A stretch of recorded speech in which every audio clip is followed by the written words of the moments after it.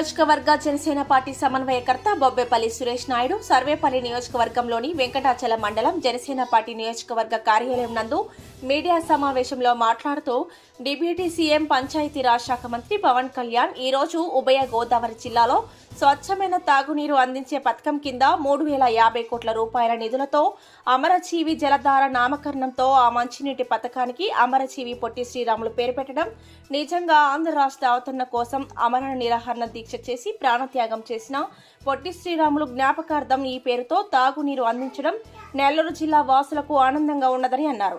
అలాగే ప్రతి గ్రామంలో ప్రతి పట్టణంలో పరిసరాలను పరిశుభ్రంగా ఉంచుకోవాలని ప్లాస్టిక్ భూతాన్ని తరిమివేయాలని కోరారు. ఈ కార్యక్రమంలో శివరాత్రి సందీప్ సుబ్రహ్మణ్యం తదితరులు పాల్గొన్నారు.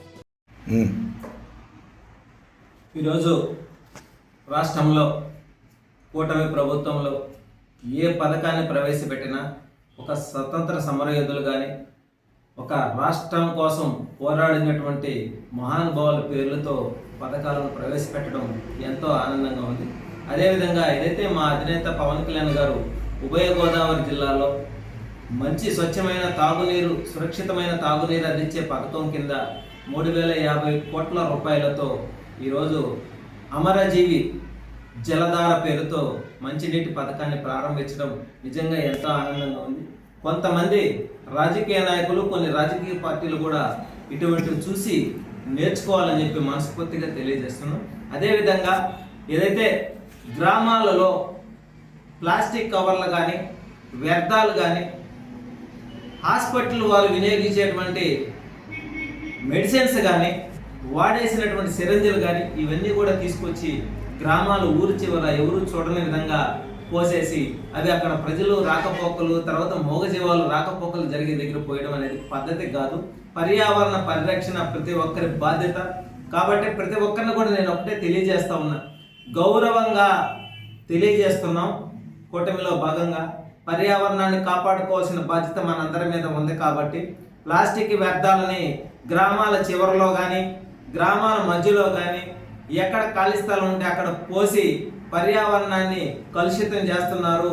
వాళ్ళ పైన కఠిన చర్యలు తీసుకునేదానికి 1-2 సార్లు చెప్తాం. అలా చేయని పక్షంలో చర్యలు తీసుకునేదానికి ఖచ్చితంగా అయితే మేము ప్రభుత్వం నుంచి ప్రతి ఒక్కరు కూడా అధికార యంత్రాంగానికి తెలియజేసి కఠిన చర్యలు తీసుకునేదానికి మా వంతు మేము కృషి చేస్తాం. ఎందుకంటే రాబోయే రోజుల్లో ఇప్పటికే దానికి ప్రధాన కారణం ఈ ప్లాస్టిక్ వ్యర్థాలు. ఇంట్లో వాడేసినటువంటి చెత్త చెదరం అంతా కూడా తీసుకొచ్చి రోడ్లెమ్మట పోసి అవి చీకగా వాటిల్లో క్రిములు తయారయ్యి వాటి వలన అనేక రకాల రోగాలు వచ్చేటువంటి పరిస్థితి. కాబట్టి పర్యావరణ పరిరక్షణ ప్రతి ఒక్కరి బాధ్యత.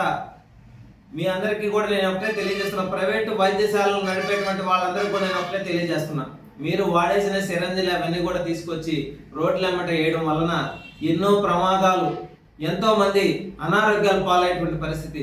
కాబట్టి గౌరవంగా ఇక నుంచి అయినా సరే మారండి. మీరు మారకపోతే ఎలా మార్చాలో మాకు తెలుసు, ఎలా చర్యలు తీసుకోవాలో కూడా తెలుసు. ఇటీవల నిన్నటి రోజు ఈ రోజు కూడా నేను చూసా, సర్వేపల్లి ఊరు ఎంట్రన్స్లో ఆంజనేయ స్వామి గుడి అదేవిధంగా భీమేశ్వరాలయం దాటిన తర్వాత రైట్ సైడ్లో ప్లాస్టిక్ కవర్లు చెత్త డంపింగ్ యార్డ్ లాగా పోస్తున్నారు. ఆ పక్కనే నీళ్లు మూగజీవాలు తాగేటువంటి. మీరు ఒక ఉద్యమం లాగా ఎక్కడ కూడా ప్లాస్టిక్ వ్యర్థాలు బహిరంగ ప్రదేశాల్లో వేయకుండా చర్యలు తీసుకోవాలని చెప్పి మనస్ఫూర్తిగా తెలియజేస్తా ఉన్నాం. ప్రతి ఒక్కరి బాధ్యతను కూడా తెలియజేస్తా ఉన్నా ఈరోజు.